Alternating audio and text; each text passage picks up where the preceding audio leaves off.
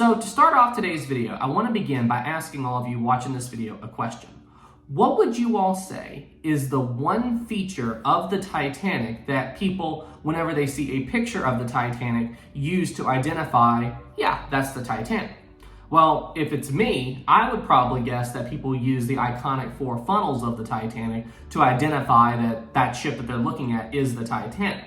And honestly, people today who don't know ocean liners, by default, they think that any 4 funnel ship they see is the Titanic. You see a picture of the Lusitania? Oh, that's Titanic. You see a picture of the Olympic? Oh, that's Titanic. But to be fair, Olympic looks like the Titanic in more than one aspect. But anyway, you get what I mean.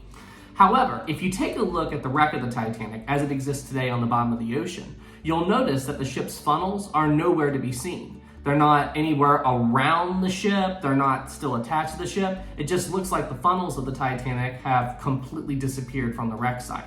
So ultimately, what happened to the Titanic's funnels? Where did they go? Well, that's what we're going to be looking at in today's video.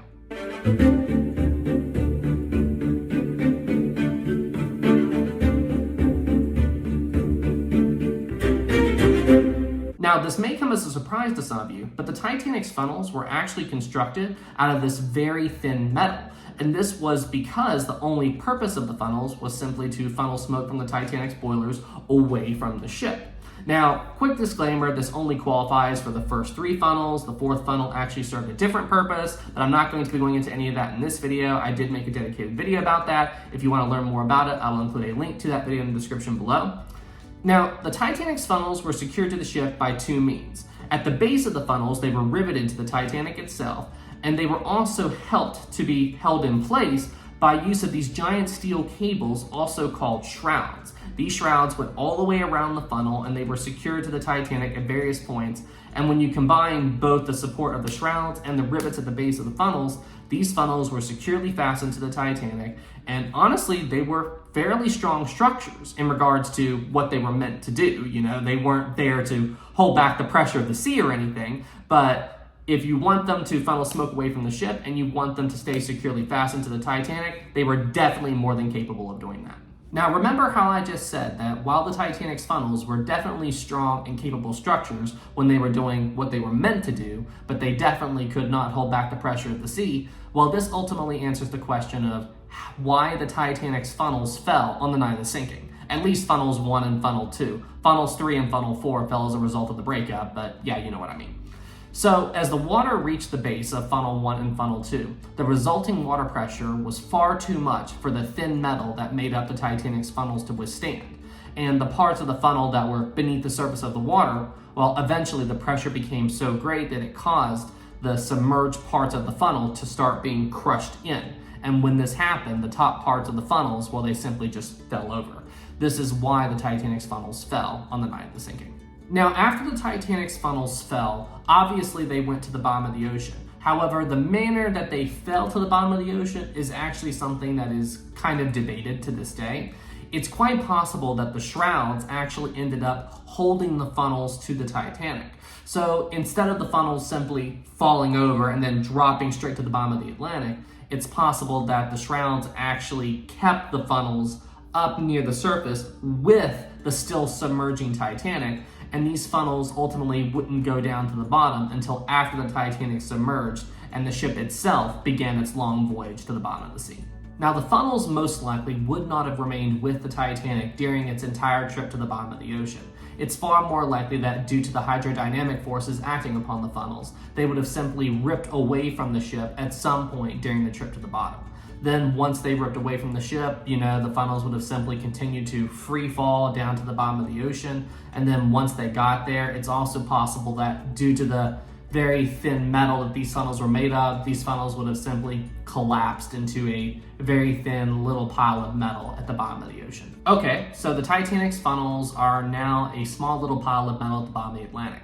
Now what? Where did the funnels go? Well, this is where I think we have our good friends, the Rusticles, to thank for that. You see, covering the entire wreck of the Titanic is this microscopic bacteria called Rusticles. And these Rusticles are literally eating the Titanic. They devour the steel and metal and all kinds of stuff within the Titanic and are essentially breaking the ship down and turning it back to nature. Now, where the Titanic's hull is made of this really thick steel, it's taking the Rusticles a lot longer to eat through it. However, where the Titanic's funnels were made of this very thin metal, I think it's very likely that the Rusticles clung to it and simply ate the thin metal away, and then by the time we got down to the wreck, there was simply no trace of the funnels left to be found.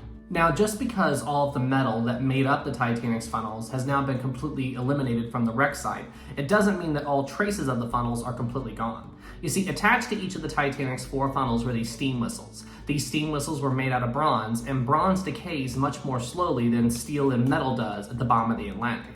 It should also be pointed out that only 2 out of the Titanic's 4 steam whistles were actually real whistles. The other 2 were fake, but yeah, anyway. Now, during one of the expeditions to the wreck of the Titanic, the expedition team, I kid you not, actually found one of the Titanic's steam whistles. And what's even more amazing is they actually brought them back up to the surface.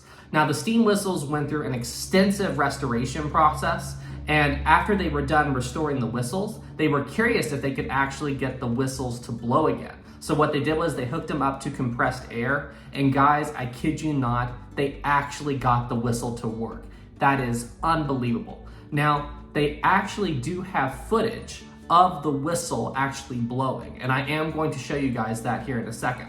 So guys, sit back and enjoy as you listen to the actual whistle that was on board the RMS Titanic. 3, 2,